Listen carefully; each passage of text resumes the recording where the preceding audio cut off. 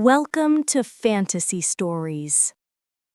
بہت دور سنہری ریت کے سمندر میں ایک عظیم سلطنت آباد تھی، جہاں سورج کی روشنی محل کی دیواروں سے ٹکرا کر سونے جیسی چمک پیدا کرتی تھی۔ اس سلطنت کی واحد وارث شہزادی ماہین تھی۔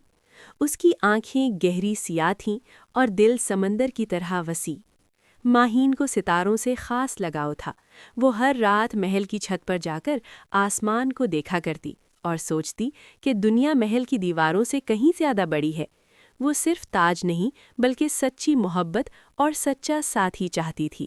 ایک دن سلطنت کے قریب شدید ریت کا طوفان آیا۔ طوفان کے بعد سپاہیوں کو صحرا میں ایک زخمی مسافر ملا جسے محل لایا گیا۔ وہ ایک بہادر نوجوان تھا جس کا نام ارحم تھا۔ اس کی آنکھوں میں عجیب سی روشنی اور چہرے پر وقار تھا۔ جب شہزادی نے اسے پہلی بار دیکھا تو اس کے دل میں ہلکی سی لرزش پیدا ہوئی۔ ارحم کوئی عام مسافر نہیں تھا، وہ ایک دور دراز ریاست کا سپہ سالار تھا جو اپنے ملک کے لیے مدد تلاش کرنے نکلا تھا، مگر اس نے اپنی اصل شناخت چھپا رکھی تھی۔ کئی دنوں تک شہزادی اس کی تیمارداری کرتی رہی۔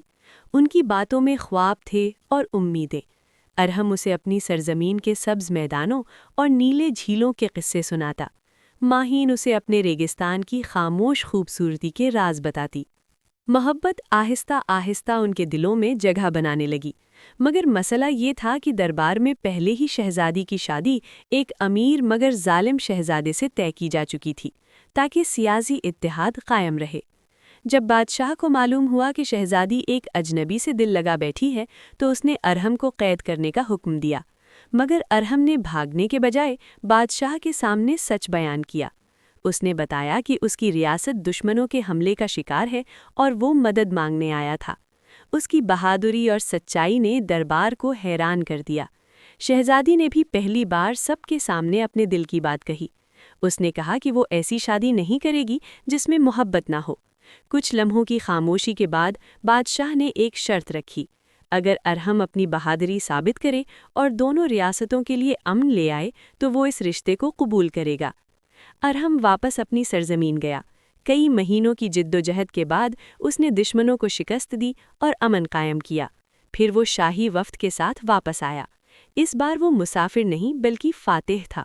دربار میں جب دونوں کی نظریں ملیں تو صحرا کی ہوائیں جیسے خوشی سے گنگنانے لگیں۔ بادشاہ نے اپنا وعدہ پورا کیا اور یوں شہزادی ماہین اور ارحم کی محبت کامیاب ہوئی۔ ان کی شادی صرف دو دلوں کا ملاپ نہیں تھی بلکہ دو سرزمینوں کے درمیان امن کی علامت بن گئی۔